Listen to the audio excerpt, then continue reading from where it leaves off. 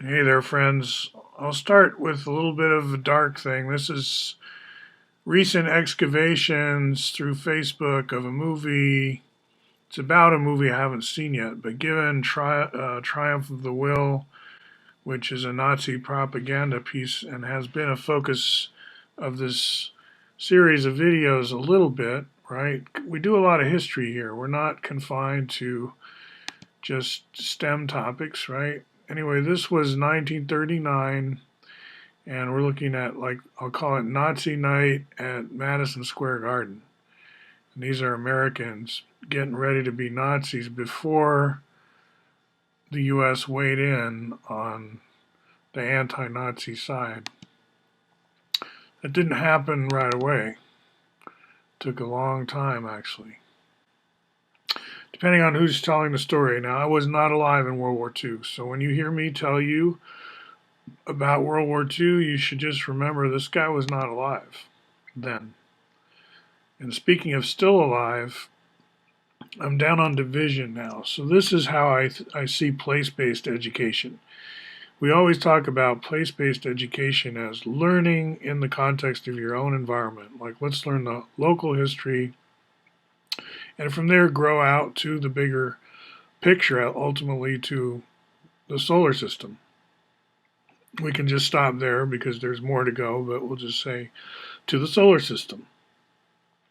So that's a worthy goal, but it's also about sharing your place. The school itself can role model guiding the tourists around. Like, you've shown up in this little part of the world, and you'd like to know more about it. It's often the local schools that have curated the local history because it's in turn their job to teach it. So it's not unusual in this picture to contact a school, maybe just online. I'm not saying you have to go anywhere in particular, but they'll probably have the website that you want to go to learn the most and get around and see the sites. So I'm kind of in that tradition. This is Oregon Curriculum Network in the Hawthorne neighborhood.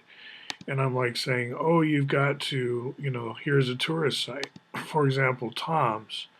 This is a bar, sports bar, and a Greek restaurant. We call it a Greek restaurant, but that means if you're from New Jersey, for example, you understand that Greek restaurant means has a big menu with lots of stuff on it. It's very eclectic.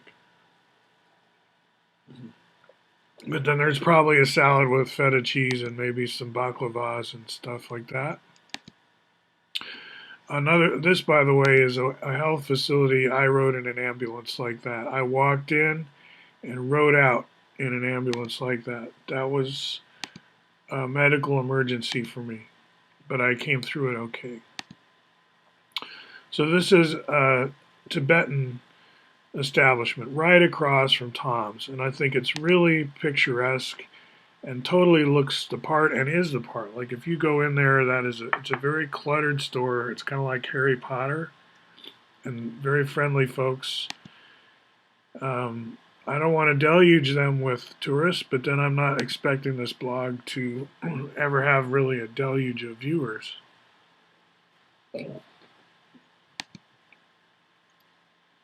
So we're walking along Division now. This is south of Hawthorne. It's the next major street south, whereas parallel there too. Whereas the next major street north of Hawthorne, Hawthorne being the subject of several recent YouTubes, especially Eastern Hawthorne up to Mount Tabor. I've been doing these slideshows like this, and now I'm kind of going parallel to Hawthorne, one major street south, Division, and then one major street north is called Belmont.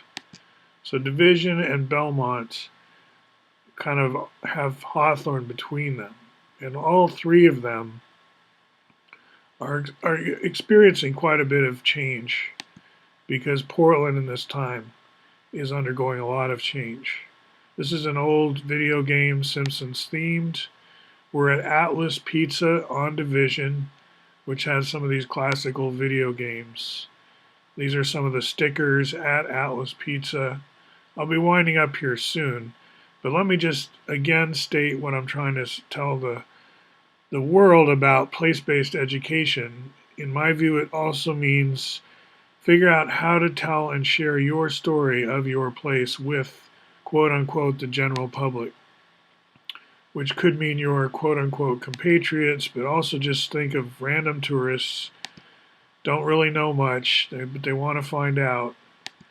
Along Division, we have quite a few of these glassware shops, which are just selling various kinds of glass smoking devices. And these have been around actually for a long time. This is not a new concept in Oregon, even pre-legalization of actual cannabis stores. This is not an actual cannabis store. This is just it's what we call a head shop. And they're very common in my part of the world and have been for a long time. There's not one at the airport yet, but I can imagine there being one. I'll end with a couple pictures of Ganesh or Ganesha, the elephant-headed god, in the tradition of invoking prosperity and uh, good fortune. And we'll see you soon.